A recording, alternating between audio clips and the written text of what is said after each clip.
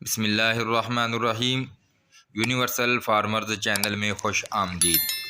किसान भाइयों, अगर आपने सब्ज़ियात वगैरह की फ़सलें काश्त की हैं, कोई भी फ़सल है, उसको अगर आप खाद वगैरह फ्लड करके देते हैं तो वो फ़सल ज़्यादा ग्रोथ करती है और जल्दी जो है वो अपने अरूज को पहुंचती है।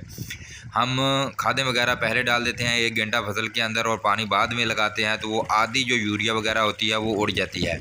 और डीएपी कम से कम 1 माह तक 32 दिन तक वो जो है लगती है, वो आहिस्ता आहिस्ता ज़मीन के अंदर हल होती है, फिर लगना शुरू हो जाती है। अगर आप इसको फ्लड करते हैं तो फिर ये बहुत जल्दी असर करती है सब्ज़ियाँ वगैरह को और फलों वगैरह को और जो भी फसलें होती हैं उनको। और इसको हल करने का तरीका ये है कि यूरिया तो बहुत जल्दी से हल हो जाती है। इसको पानी का ड्रम भर लें और इसको एक थैला जो है पूरा उसमें के अंदर डाल दें, अपना हिसाब किताब रखें, टूटी कितनी चलानी है और एकड़ में कितना पानी लगना है, तो एकड़ के हिसाब से आप आधा थैला यूरिया डाल सकते हैं। और हर पानी के साथ आप आधा थैला यूरिया या 10 किलो यूरिया डालें, तो इंशाल्लाह अज़ीज़ यूरिया पूरी की पूरी पौधे को लगेगी। और अगर डीएपी आप हल करना चाहते हैं तो डीएपी एक पत्थर होता है जो ड्रम के अंदर डालकर फिर हम उसके अंदर कोई लाठी वगैरह घुमाते रहते हैं पानी डाल के, तो वो हल नहीं होता।